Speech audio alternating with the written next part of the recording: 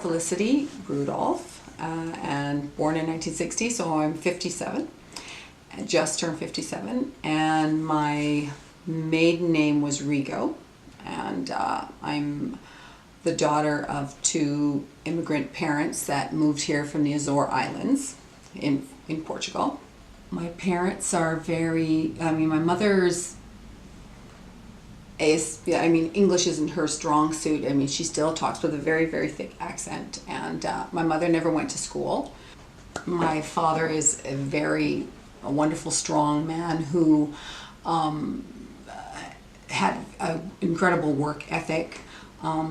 He started drinking when he was 9 years old, because in Portugal that's what happens. So when I was a teenager, he realized he had a drinking problem, and he went to AA, and he actually hasn't drank in 42 years. My brother is 2 years older than me, and we don't really look alike. My brother looks more like my mother's side of the family, and I look like my father's side of the family. And my brother was really into theater, so probably some of the first things that I saw when I was older was my brother in plays. And I knew in grade 8 that I would pursue theater in some way, some form. So that I wanted to go to university to take theater. So I auditioned for the acting specialization program at UVic, which was relatively new. They had only run it a couple of years at that time. I thrived in that environment, and I knew that I wanted to continue. And it was scary too, because we had to get asked back every year, because at the end of the school year you would have this firing squad of all your teachers, and they would tell you brutally what you needed to work on. Everything that I had done had been in Victoria. So I did do something with the Bastion Theatre right out of university, and then I did something with one of my university directors, Kaz Pizawutsky, who's brilliant. He directed me in many things. Asked if I would be interested in doing something for the Anchorage Music Festival with the Victoria Symphony. So I did do that. But I was coming over, had an agent in Vancouver, and I was coming over all the time for auditions, and it just wasn't practical. So I had decided that I would make the move and move to Vancouver. Okay, so I moved to Vancouver. I have an agent. I'm making ends meet, but it's feast or famine, right? So there are phone calls to my parents going, "Oh, I hope I have rent this month," and in other months it would be, I've got 3 months rent. So it was kind of just existing for your art kind of thing, which is great but difficult at times. So my mom wanted me to go back to school. She wanted me to get my teaching certificate, because everyone, ever since I was little, my best friend's mother, who has recently passed, said, "You're going to be a teacher one day." So I went to PDP at SFU, and I knew, like in the first couple of weeks even, that it was totally the right move, because everything that we, visited schools and everything that we were asked to do, it just felt so natural. And I thought, oh, this will be great, because I can juggle. I can TOC and then, do theater and not TOC on an audition day. It's a perfect world. So I finished my PDP, and so should I be talking about when I met my husband, though? I met my husband because he worked on Rocky IV, and I worked on Rocky IV. I was Talia Shire's stand-in, so I was, I was dressed like her, I looked like her, I was the exact same weight as her, all that kind of stuff. When he went to get production work, they said, "No, we don't have, we're all crewed up, but you could be a Russian soldier. Would you like to do that?" And so we thought, well, whatever, because he doesn't normally do acting gigs. So So we didn't actually meet on Rocky IV, but we met because of Rocky IV, because after that he saw me and walked up to me and introduced himself to me and said that I worked on Rocky, and yeah, so that's how we were introduced. As we have Sylvester Stallone to thank for introducing us, I guess, in a small way. Then I got an expo gig, which was a long gig. It was 6 months of like rehearsal and all that. So my agent was happy. And then when expo was over, I got a call because I went back on the TOC list. And there was a teacher, Gary Hetherington, who was sort of a guru in Burnaby. He had been teaching for a long time.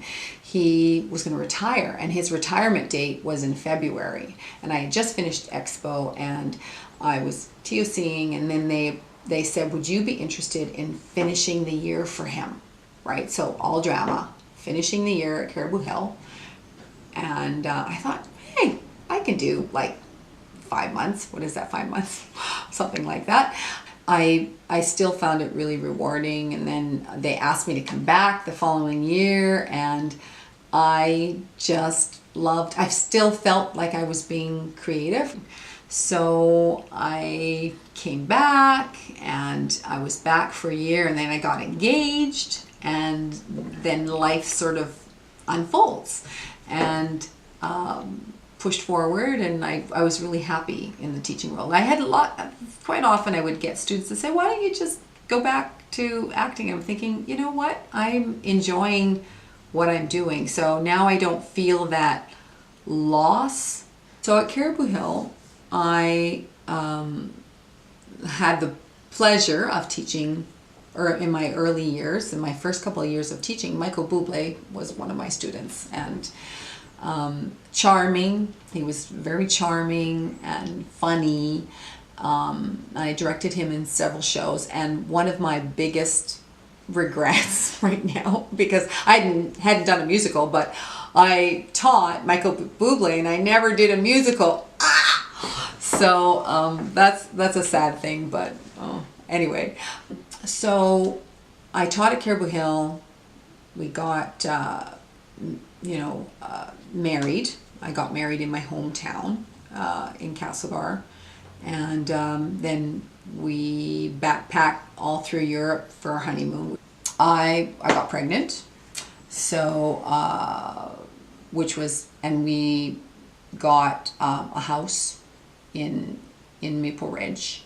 We bought a house, and then I had a miscarriage.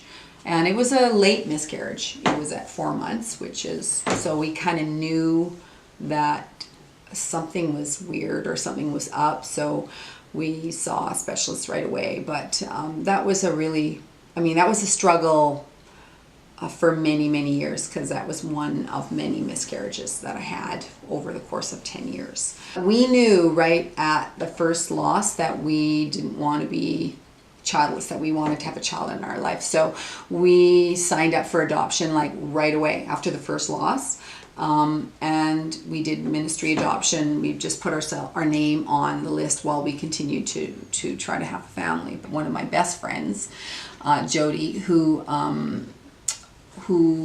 I had two friends actually that offered this, but we ended up going with Jody, we tried a surrogacy as well. Didn't work again. So it didn't work in that she didn't get pregnant in terms of the implantation or whatever it's called. Yeah, implantation. So anyway, we threw in the towel on that. We thought, okay, well, if we can't have a child, then we should live in a paradise, and we both love the ocean, so that's when we moved to the Sunshine Coast. But then we got a call on a Sunday night to see some birth parents on a Wednesday. We met these two. We met Cheryl and Marty, not Cheryl and Marty, sorry, Cheryl and David. We met them on the Wednesday, and we had this incredible interview, and they really liked us, and she had told a social worker then that they wanted to go with us. She gave birth to Armand, and we were there she gave birth on Friday because she didn't want to wait anymore. She thought once she found the parent, she felt like she just needed to get that going. And then Armand was born on the Friday, and we were there on the Sunday.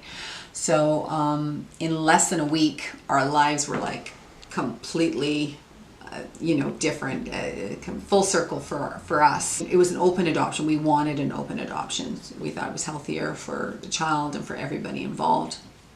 And that's what we told the ministry. And it was the first, our social worker had never done an open adoption before. Now they're common, but back then they weren't as common. People always said to us, aren't you scared that, they're going to want the baby back? And we're thinking, nobody owns a baby. The baby is just, part of you. You get to share in their life when, they're growing up, kind of thing. Now that Armand was little, we thought, okay, we've got to come back. So we came back, moved into New West. I worked at Burnaby Central part-time. I worked at Alpha part-time.